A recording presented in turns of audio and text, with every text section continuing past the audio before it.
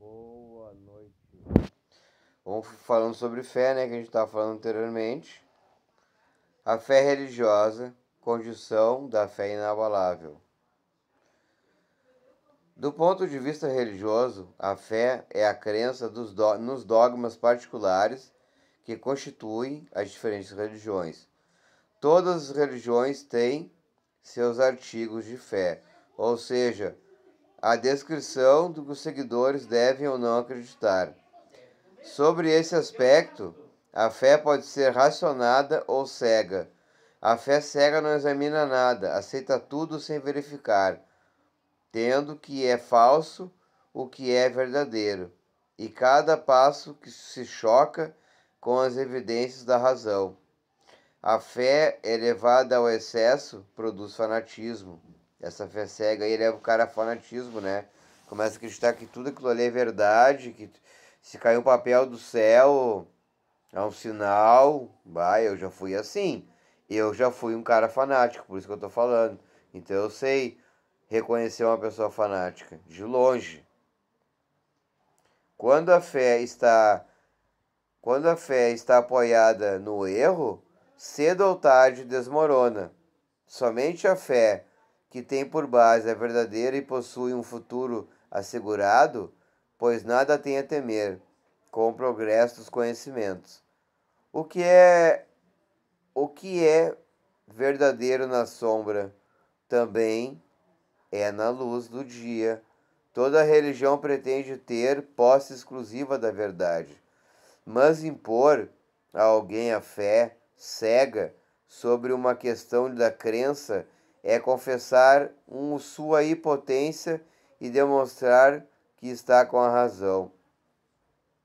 Isso está no livro dos Espíritos. No livro dos Espíritos também tá, mas eu não lembro a parte. Mas no livro dos Médiuns, aqui ó, no livrinho que eu leio, que é o pergaminho, ó, é bem velhinho. Ele fala que a maioria dos espíritos negativos, os espíritos que eles querem a derrota completa da pessoa, eles causam isso, uma obsessão fascinada, né? E depois eles subjugam a pessoa. E aí, quando tu entra numa obsessão subjugada, tudo aquilo pra ti é verdadeiro. E nada do que te falarem vai adiantar. Pode descer Jesus aqui e falar contigo. Tu vai continuar achando, porque tu tá tão subjugado. Porque assim, ó, o obsessor, tá? Ele age através do teu psique, da psique do cara. Primeiro ele se aproxima de leve, para observar a pessoa. Aí ele começa a te observar, ele começa a ver teus pontos fracos, ele começa a ver teus pontos que tu tem, o orgulho, a vaidade, essas coisas assim, né? Então o que acontece?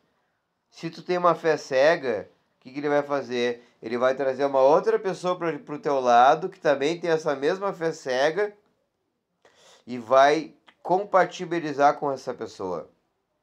O que vai acontecer? Vai gerar uma fé dupla, ou seja, uma dupla cega.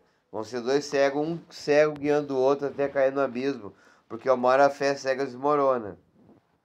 Geralmente se diz que a fé não se receita, não se impõe e que leva a muitas pessoas dizerem que não são culpadas pelo fato de não a possuírem.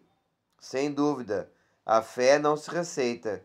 O que é mais correto ainda, a fé não se impõe. Eu não posso impor a minha fé a ninguém. E não é isso que eu estou fazendo aqui. Eu só estou lendo, na verdade, né?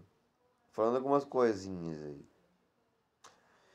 A fé deve ser adquirida e ninguém está impedido de possuí-la, nem mesmo aqueles que tenham contra ela muita resistência.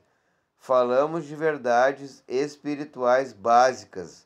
A espiritualidade, para a gente lembrar, ela é única, tá? Ela é minha. Minha espiritualidade, minhas convicções, minhas regras, dentro daquilo que eu acredito. Só que eu não vou impor sobre outras pessoas como eu já fiz antes. Eu já impus a minha religião africanista, que eu tenho contato até hoje, que são as minhas raízes, por exemplo. a minha Umbanda querida. Não, tem que ser assim. Se tu não fizer assim, tua vida vai acabar. Não, não vai acabar. Vai acabar por quê? Não tem um Deus imutável lá em cima? Jesus Cristo veio de graça para a terra ensinar a gente a amar uns aos outros e dar o segundo mandamento mais importante, amar os inimigos e amar as pessoas como tu ama a ti mesmo. Porque se eu não consigo me amar, como é que eu vou amar o outro? É bem simples. Isso faz parte da fé. Falamos de verdades espirituais básicas, tá? Não é a fé que deve procurar as pessoas, é ela que deve procurar a fé. E se fizerem a sinceridade, irão encontrá-la. Se fizerem com sinceridade. Fiquem certos de que aqueles que dizem nada mais desejamos do que crer, mas infelizmente não conseguimos. Os que dizem com os lábios e não com o coração, pois ao mesmo tempo dizem que fecham os olhos, os ouvidos. São muitas as provas que dessa fé existe, porque essa fé as pessoas recusam observá-la. Sabe onde é que a fé nasce? Eu já falei sobre isso, eu acho aqui. A fé ela nasce no lugar mais escuro.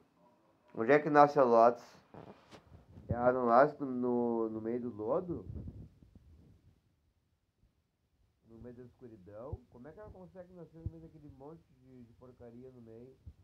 E profundamente. Como é que ela consegue nascer?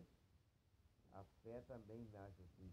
Se tu cair num poço, num abismo, lá naquele fundo do poço, vai ter um pouco de água. E aquele pouco de água é a tua fé. Experiência própria. Tudo que eu falo aqui é minha experiência. Como dependente químico, por exemplo. Eu andei nas trevas. Eu andei no buraco. Eu andei na densidade. Eu trabalhei com energias densas como o Exu, muitos anos, desde os 15 até agora os 39. Eu não sou conhecedor de tudo, não sou pai de santo.